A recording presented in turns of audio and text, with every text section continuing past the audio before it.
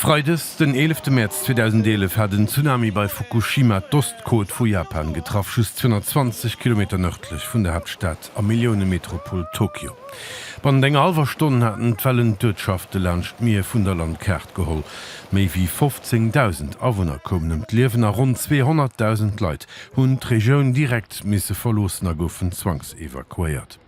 Wesentlich mi urch, die Welt hat hier nächst Nuklearkrise. Den Tsunami hat d'Atomzentral vu Fukushima Daiichi zersteiert, an 3 Reaktoren zu engem Meltdown gefördert.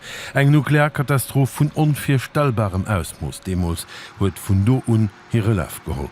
An engem seelene Musterbeispiel vu komplett fehlgeschloner Krisekommunikation ass der CEO vun der Betreibergesellschaft TEPCO erreicht den 30. März, quasi 20 Dich no der Katastrophe fir un e Mikro getruden. Wir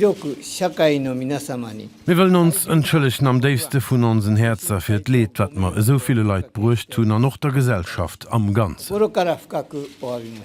Japan setzt wenn's dem permanente Bedürfnis vu Killwasser gern Atomzentralen op Plagen, ob die elementar froh, fir wat am Erdbeweland Nummer 1 kein Bunkermauer rundrem Reaktor fir Welle schützt, goufet kein Antwort op der ominöser Pressekonferenz.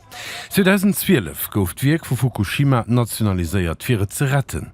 Die Regierung huet ëmgerechnet 10 Milliarden Euro investiert an de Joren drop as 12 vun den Todesopfer och durch d'atomare Radiation op rund 20.000 geklommen. Betreibergesellschaft TEPCO huet den 22 Meter lange Roboterarm entwickelt, den an enger Kapsel aus der Distanz kann an den extrem kontaminierte Meltdown-Zone vum Wirk agesat gin. Dese Summer sind Tester aufgeschlossene Wert können agesat gin en huet d'Aufgab 880 Tonnen vum strahlungsstärkste Material weltweit aufzudrohen. Mission ass vielefech op méi wie 80 Joer ugesat.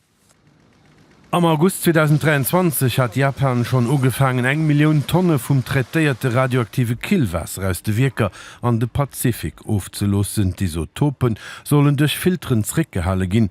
Analyse no bleiben aber Spuren von tödlichem Tritium, das wir inevitabel.